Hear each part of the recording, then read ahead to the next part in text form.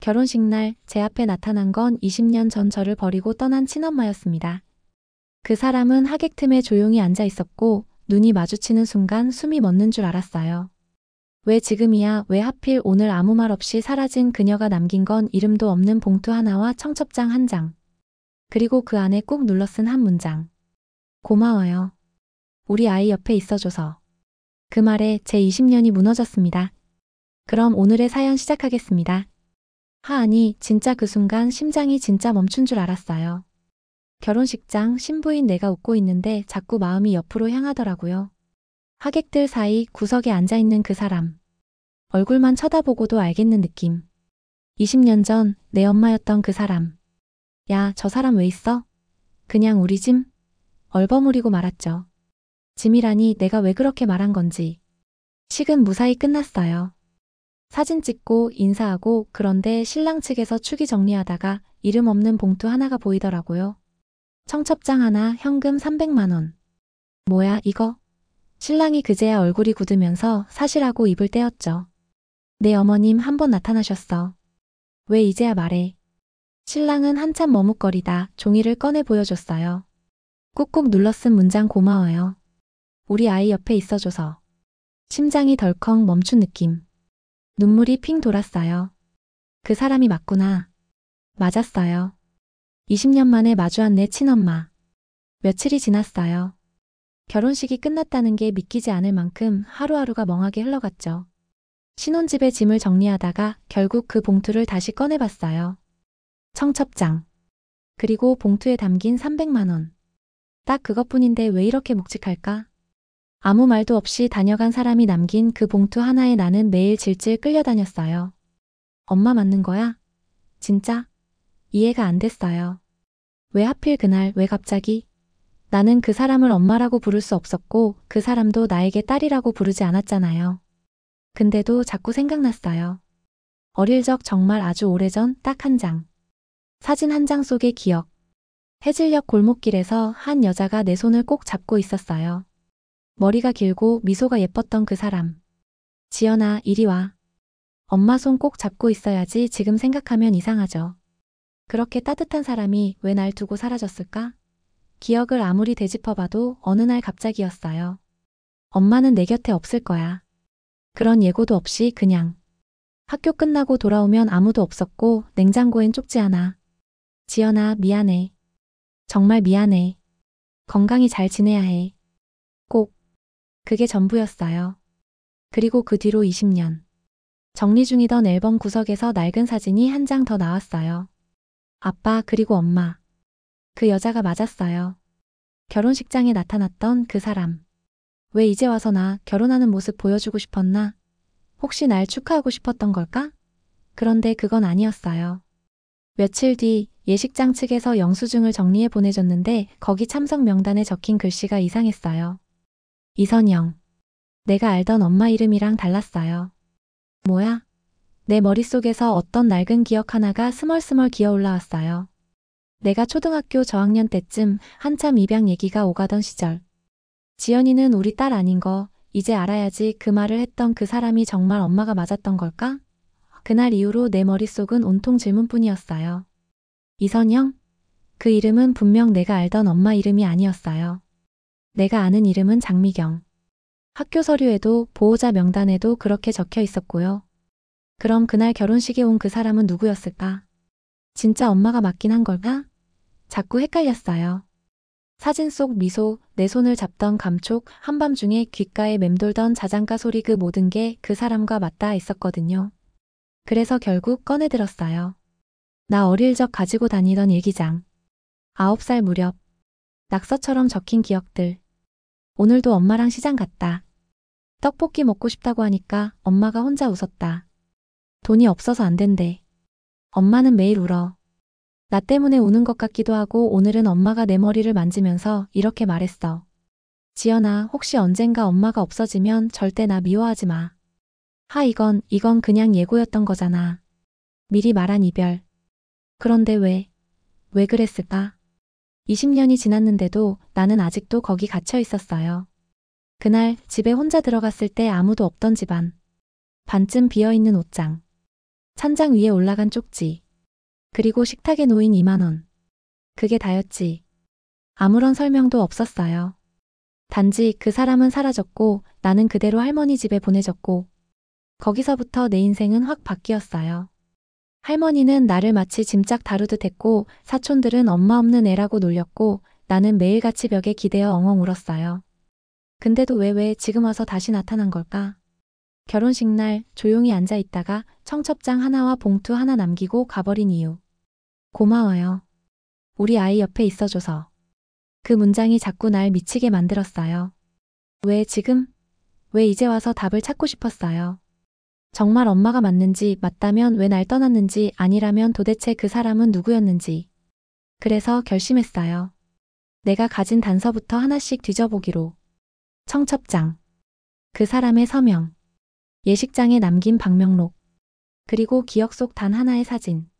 찾을 거야. 숨기지 마. 이젠 나도 알고 싶다고. 그날 밤 결국 나는 전화를 걸었다. 한참을 망설이다가 번호를 눌렀다. 뚜뚜뚜 신호음 3번 만에 그 낯익은 목소리가 들렸다. 여보세요? 삼촌. 지연이냐? 목소리에서 당황이 묻어났다. 그도 그럴게 내가 삼촌한테 전화한 건 7년 만이었다. 잠깐 볼 수 있어요? 무슨 일인데? 엄마 얘기 좀 하고 싶어요. 잠깐 침묵이 흘렀고 그는 결국 내일 저녁에 집으로 와라라고 말했다. 그날 이후 나는 잠을 설쳤다. 말도 안 되는 질문이 머리를 맴돌았으니까. 진짜 엄마가 나를 버린 게 아니면?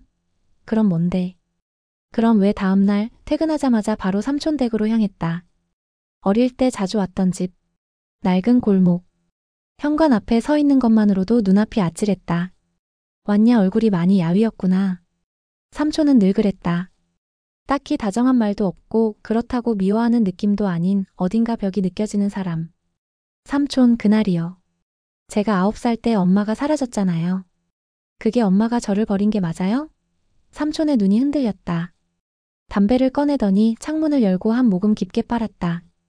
그 얘길 왜 지금 와서 꺼내? 결혼식 날 엄마가 왔었어요. 그 말에 삼촌이 그새 타던 담배를 꺾어버렸다. 뭐, 진짜예요. 구석에 조용히 앉아 있었어요. 축의봉투엔 청첩장 한 장하고 300만 원이 들어있었고 그 여자 아직도 그 짓을 하냐네. 지연아 너 아직도 그 여자가 내 엄마라고 믿는 거냐? 순간 귀를 의심했다. 뭐라고요? 삼촌은 눈을 질끈 감더니 테이블 서랍을 뒤지기 시작했다. 그러다 누런 종이 한 장을 꺼냈다. 이거 봐. 그건 오래된 법원 문서였다. 친권 포기 각서라고 적힌 그 종이 위엔 익숙한 이름이 보였다. 이선영 이게 뭐예요? 너 태어나고 얼마 안 돼서 내 아빠랑 갈라섰다. 근데 걔는 돈도 책임도 아무것도 안 하겠다면서 친권을 포기했어. 그럼 그 여자가 너랑 살던 그분. 장미경 씨. 그분이 내 진짜 엄마였어. 그 말에 숨이 턱 막혔다. 그게 무슨 소리예요? 사진도 기억도 목소리도 그 사람이었는데 네가 아는 그 기억 그건 미경이 누나였어. 너한테는 진짜 엄마였지. 머리가 하얘졌다. 그럼 결혼식 날 온 그 사람은 진짜 낳아준 엄마는 그럼 내가 기억해온 엄마는 그냥 왜 이제야 말하는데요? 미경이 누나가 그랬어. 네가 상처받을까 봐. 죽는 날까지도 그 말은 하지 말라고 하더라. 돌아가셨어요? 삼촌은 천천히 고개를 끄덕였다. 5년 전. 교통사고. 너한텐 그냥 여행 간다고 했다고 들었다. 와나는 그 자리에서 주저앉았다. 그 모든 게 거짓이었던 거야? 아니, 보호였던 거야? 모르겠다. 아무것도 모르겠어. 눈물이 자꾸 났다. 내가 울고 있는 건 엄마가 2명이었기 때문일까? 아니면 그 2명 중 누구 하나에게 정말로 버림받았다는 사실 때문일까? 전화번호부를 뒤지고 인터넷을 뒤지고 SNS까지 뒤졌어요.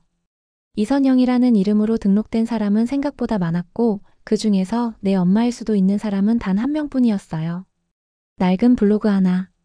몇 년째 업데이트가 끊긴 그 공간엔 누군가 결혼식장에서 본 얼굴과 비슷한 사진이 올라와 있었어요. 맞는 것 같아. 하루 종일 머릿속에서 그 얼굴이 떠나지 않았고 손끝이 떨리면서도 메시지를 보냈어요. 혹시 이선영 씨 맞으신가요? 한참을 기다려도 답이 없었죠. 이틀 뒤 예상치 못한 번호로 전화가 왔어요. 여보세요?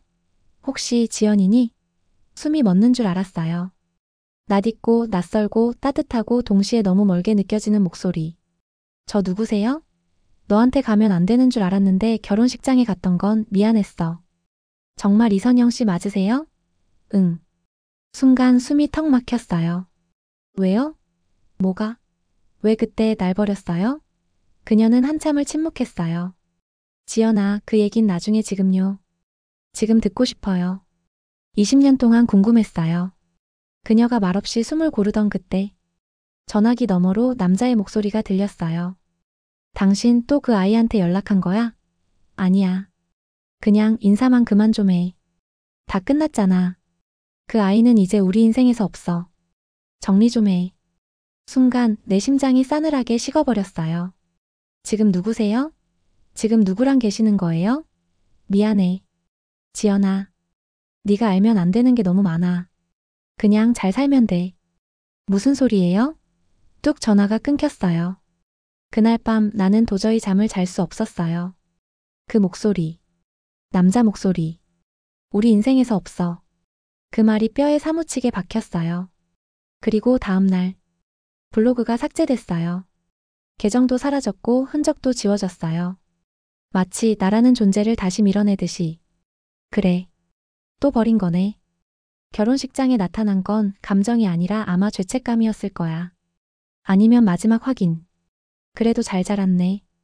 그러니 이제 진짜로 끝내도 되겠지. 진심은 바라지도 않았어요. 그냥 진실이라도 알고 싶었던 거였는데 그것마저도 닫아버린 그녀에게 더 이상은 기대하지 않기로 했어요. 그런데 며칠 뒤 예상하지 못한 사람이 날 찾아왔어요. 문 앞에 서 있던 남자. 그녀와 통화 중 들렸던 그 목소리와 똑같았어요. 혹시 이지연 씨 맞으세요? 누구세요? 그는 잠시 머뭇거리다 조용히 말했다. 이선영 씨의 아들입니다. 이선영 씨의 아들이라고요? 내 말에 그는 고개를 천천히 끄덕였다. 맞습니다. 저는 김유현입니다. 김유현. 낯선 이름.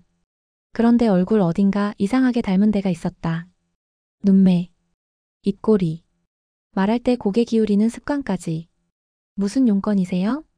그날 결혼식장에 어머니가 다녀온 걸 알고 그리고 당신에게 전화한 것도. 나는 말없이 그를 응시했다. 말을 해. 말을 하라고. 내가 들었던 그 남자의 목소리가 바로 당신이었냐고. 그는 침을 꿀꺽 삼키더니 조심스럽게 입을 열었다. 우리 집에서 당신 얘기는 금기였어요. 당신이 태어나기 전부터 어머니는 다른 사람과 나는 눈을 질끈 감았다. 이제 알 것 같았다. 바람났던 거예요? 네. 그리고 나를 정리하려 했죠.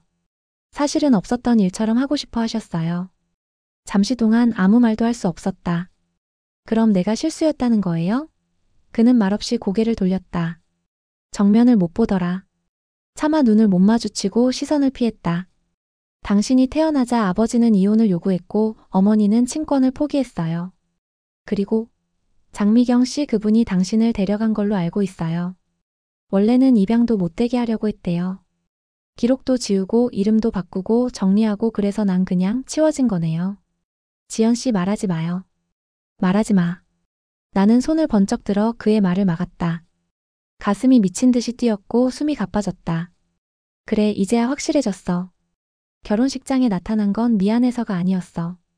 그 사람은 그냥 아직 살아있네, 잘 자랐네, 그거 확인하러 온 거였어. 나를 본 건 후회하지 않으려고 온 거였구나. 지연 씨, 어머니가 어머니 아니에요. 그 사람은 나 낳은 여자일 뿐이에요. 그 말에 유연은 고개를 숙였다. 이런 얘기를 하러 와줘서 고맙네요. 근데요, 이게 다인 건 아니겠죠? 그는 잠시 망설이다가 작은 흰 봉투 하나를 꺼내 내밀었다. 어머니가 전해달래요. 나는 한참을 응시하다가 결국 그 봉투를 받아들었다. 손끝이 떨렸다. 이제 그 안에 뭐가 들어있든 더 이상 기대하지 않기로 했다. 한참을 망설였어요. 그 남자가 돌아가고 나서도 나는 그 흰 봉투를 열지 못했어요. 보고 싶은 것도 아니었고 읽고 나면 더 미워질 것 같았거든요. 하지만 그래도 내가 어떤 존재였는지는 내가 알아야 하니까. 봉투를 찢듯이 열었어요. 안에는 접힌 편지지 한 장. 투박한 손글씨로 눌러쓴 문장들. 아무런 수식도 없이 딱 한 장. 지연아. 미안하단 말 100번을 써도 부족할 거야. 그래도 난 너를 한 번도 잊은 적 없었어. 내가 널 떠난 건 사랑하지 않아서가 아니라 내가 너를 책임질 수 없어서였어. 너를 데리고 살 수 있는 조건이 나에겐 없었어. 그때 나는 너무 어렸고 너무 무서웠고 세상에 나 하나 건사하기도 힘든 시절이었어. 미경 언니가 너를 데려가겠다고 했을 때 사실 안심했어. 네가 좋은 사람 품에서 잘할 수 있겠다고 믿었거든. 그게 내 선택이었고 그 선택이 너한텐 지옥이었을지도 모르겠지만 그래도 미안해. 넌 몰라도 되지만 언젠가 네가 이 편지를 본다면 내가 너를 버린 게 아니라 너를 지킨 거였다는 것만 알아줬으면 해. 정말 미안하고 정말 고마웠어. 네가 살아있어줘서. 편지를 덮었어요. 심장이 뛰는지도 모르겠고 눈물도 더는 안 났어요. 무뎌졌나 봐요. 20년 동안 그렇게 쌓인 감정은 어느새 돌처럼 굳어져 있었어요. 너를 지킨 거였다고? 혼잣말이 툭 나왔어요. 지킨다는 게 그건 그냥 나를 내 삶에서 치웠다는 거잖아. 지켜준 건 그 사람이 아니었어요. 그 사람은 내 이름에서 날 지웠고 법원 문서에서 나를 없앴고 남은 인생에서 나를 모른 채 했고 정말 지켜준 건 그 사람이 아니라 장미경, 나를 키워준 엄마였어요. 엄마. 입에 담는 순간 눈물이 뚝 떨어졌어요. 그렇게 울지도 못한 채 목이 메었어요. 나는 그 사람의 유골함 앞에서 인사도 못했고 제대로 된 마지막 인사도 하지 못했어요. 삼촌 말론 교통사고로 급하게 보내드렸다고 했죠. 그럼 엄마가 남긴 건 정말 없을까 기록, 메모, 흔적. 단 하나라도 그 사람의 진심을 느낄 수 있는 무언가. 나는 결심했어요.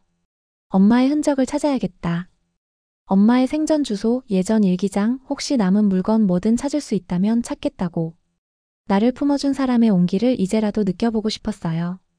그래야 그때 말 못한 인사라도 지금이라도 건넬 수 있을 것 같았어요. 잘 지냈어, 엄마. 그날 오후 나는 짐을 챙겼다. 메모지, 낡은 사진 몇 장, 그리고 오래전 엄마가 살던 주소가 적힌 종이 하나. 이 주소는 엄마가 돌아가시기 몇 년 전까지 살던 곳이라고 삼촌이 알려준 거였다. 서울 근교. 오래된 단독주택들 사이. 버스를 타고 다시 마을버스를 갈아타고 조용한 골목에 도착했을 땐 해가 기울고 있었다. 여기 맞나? 낡은 담벼락. 쇠문의 칠은 다 벗겨졌고 우편함엔 스티커 광고가 덕지덕지 붙어 있었다. 근데 이상했다. 빈집일 줄 알았는데 안에서 인기척이 느껴졌거든. 저기요 계세요? 대문을 두드렸고 잠시 뒤 뚝 덜컥 문이 열렸다. 누구세요? 중년의 여자가 문틈으로 날 노려봤다. 수세미를 든 손, 고무장갑, 물 묻은 앞치마. 아, 안녕하세요. 혹시 여기가 장미경 씨가 살던 집 맞나요? 그녀는 나를 아래 위로 훑어보더니 눈을 가늘게 떴다. 장미경? 당신 누구야? 그분 딸이에요. 양딸이요. 그 말에 여자의 얼굴이 순식간에 굳었다. 당황, 놀람, 경계심. 모든 감정이 한 번에 지나가는 걸 봤다. 들어와요. 그녀는 잠시 머뭇거리다 문을 열었다. 나는 마당을 지나 오래된 거실로 들어섰다. 집안은 생각보다 깔끔했다. 다만 먼지가 좀 쌓였고 방 안 공기가 무거웠다. 저기 혹시 장미경 씨랑 어떤 사이셨나요? 그녀는 한숨을 푹 내쉬며 소파에 주저앉았다. 이 집 주인은 나 아니야. 그 사람 미경 언니 거였어. 나는 그냥 언니 돌아가시고 나서 잠깐 들어와 있는 거고. 가족이세요? 가족까진 아니고 같이 일했었지. 식당에서. 한 10년 넘게. 그 사람 말은 별로 없었지만 사람이 참 따뜻했어. 그 순간 마음이 울컥했다. 누군가 엄마를 그렇게 기억해준다는 게 너무 고마워서. 혹시 그분이 생전에 저에 대해 뭐라고 하신 적 없으세요? 그녀는 말없이 냉장고에서 맥주 한 캔을 꺼내었다. 따더니 한 모금 들이켜고 조용히 말했다. 항상 미안하다고 했어. 자기가 너무 많이 빼앗았다고. 뭐요? 내 인생. 자기가 가져온 게 맞는지 그게 맞는 선택이었는지 모르겠다고 그 말 혼자서 100번도 넘게 했어. 나는 그 말을 듣고 가만히 고개를 떨궜다. 그럼 왜 말 안 했을까요? 미안해서지. 그리고 무서웠을 거야. 너까지 잃을까 봐. 그 말에 가슴이 뻐근했다. 그 사람은 날 안고도 죄책감에 시달렸고 끝내 용서받지 못한 채 떠난 거였다. 그녀는 조심스럽게 내게 봉투 하나를 건넸다. 이거 나중에 전해달라던 거야. 근데 당신이 안 나타날 줄 알고 그냥 뒀었지. 나는 봉투를 열었다. 그 안에는 오래된 편지지 하나와 USB 하나가 들어있었다. 이건 뭐죠? 직접 확인해봐. 언니가 꼭 너한테 전하고 싶었던 거래. 나는 그걸 들고 일어났다. 그 집을 나설 때 해는 완전히 져 있었다. 하늘엔 별이 떠 있었고 마음 한구석에 알 수 없는 예감이 스멀스멀 피어올랐다. USB엔 뭐가 들어있을까? 다음 날 컴퓨터에 USB를 꽂았을 때 한 폴더가 떴다. 지연이에게 USB를 꽂고 떨리는 손으로 폴더를 열었어요. 지연이에게 그 안엔 영상 파일 하나와 음성 녹음 파일이 각각 들어있었어요. 먼저 영상. 플레이 버튼을 눌렀고 낯익은 배경이 떴어요. 작은 방. 흐릿한 조명. 그리고 화면에 비친 그 사람. 엄마 장미경. 시간이 멈춘 것 같았어요. 지연아. 그 목소리. 그 음성. 나를 부르던 그 말투. 이 영상을 볼 때쯤이면 나는 아마 너 옆에 없겠지. 엄마가 내 옆에 오래 있지 못할 거란 건 어느 순간부터 느껴졌어. 그녀는 잠시 말을 멈췄어요. 그리고 흐릿한 미소를 지었죠. 사실 널 데려왔던 그날부터 나는 하루하루가 벌받는 기분이었어. 너한테 엄마라고 부르라고 하지도 못했잖아. 그게 미안했어. 넌 항상 조용했어. 말도 잘 안 하고 슬퍼도 웃고 속상해도 혼자 견디고 그게 다 나 때문인 걸 알아. 영상 속 그녀는 눈을 감았다가 다시 눈을 떴다. 지연아. 내가 널 데려온 이유 그건 사랑이었어. 처음엔 책임감이었고 그 다음엔 연민이었고 그리고 아주 금방 사랑이 됐어. 너를 보고 웃는 내 모습에서 나는 처음으로 사람처럼 느껴졌거든. 그래서 무서웠어. 네가 진실을 알면 나를 버릴까 봐. 너한테 엄마라고 불리는 순간조차 나는 죄인이었어. 영상은 거기서 꺼졌어요. 이상하게도 중간이 잘린 듯한 느낌. 그 다음은 음성 파일. 이어폰을 꽂고 재생 버튼을 눌렀죠. 지연아 이건 네가 영상을 다 보고 난 뒤 듣게 될 목소리겠지. 혹시나 영상이 다 못 담을까 봐 이렇게 목소리로 남긴다. 너는 모르겠지만 너는 나한테 전부였어.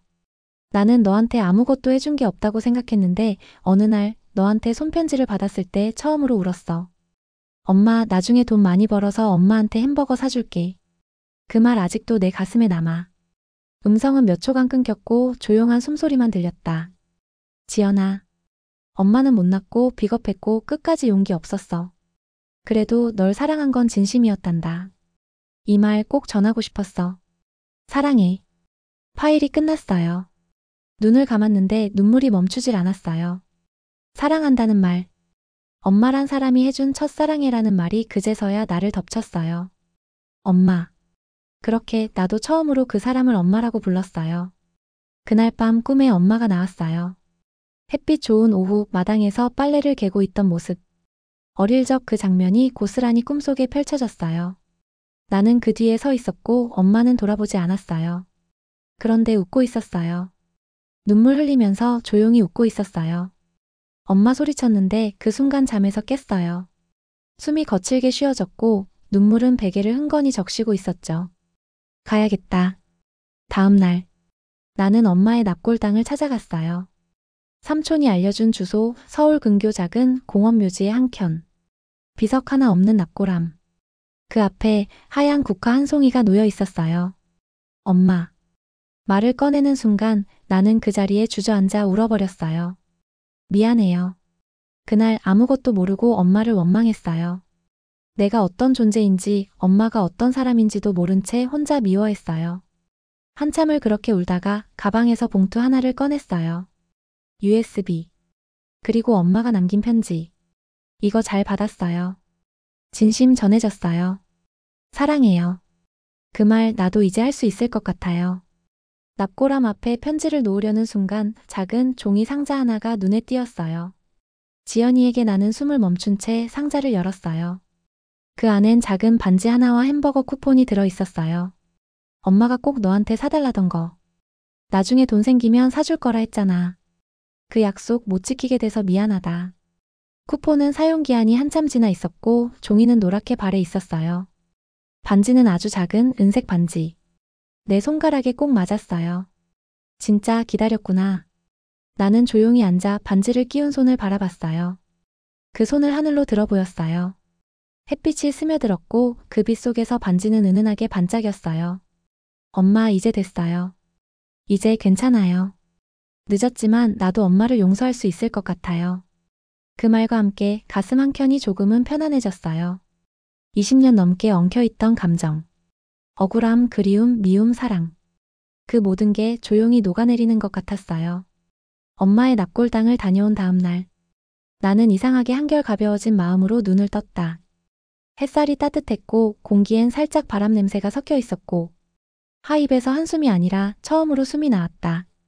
20년 동안 가슴에 눌러뒀던 돌덩이 하나가 비로소 치워진 기분이었다가 그리고 문득 생각났다. 결혼식 이후로 나는 내 남편과 제대로 된 대화를 나눈 적이 없었다.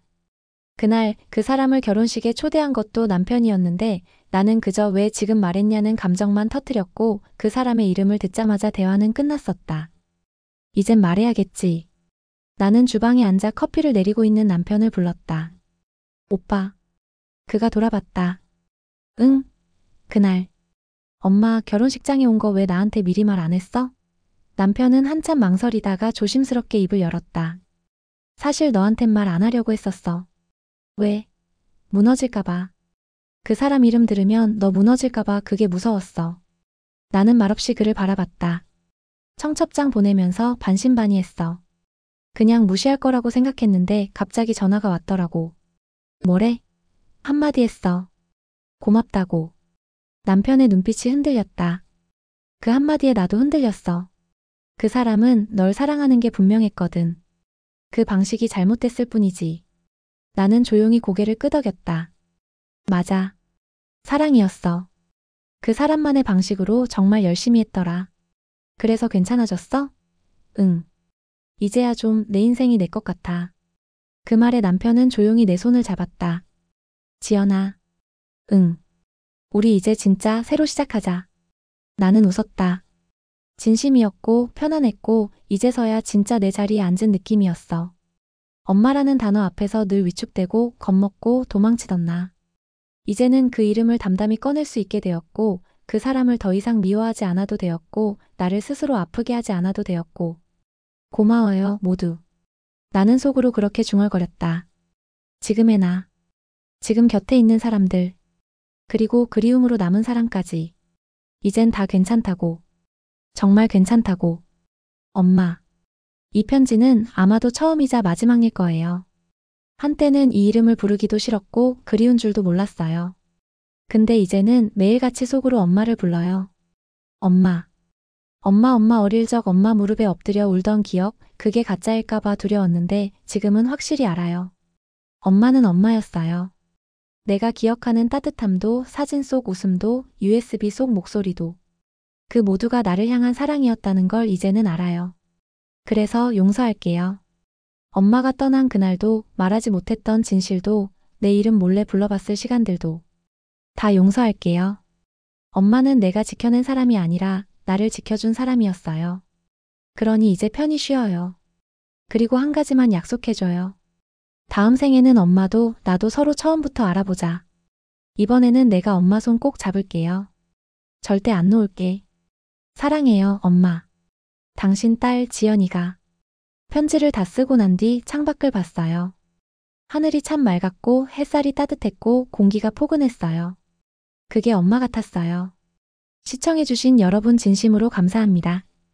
이 이야기가 마음에 와닿으셨다면 구독과 좋아요 한 번씩 그리고 댓글로 응원해주세요.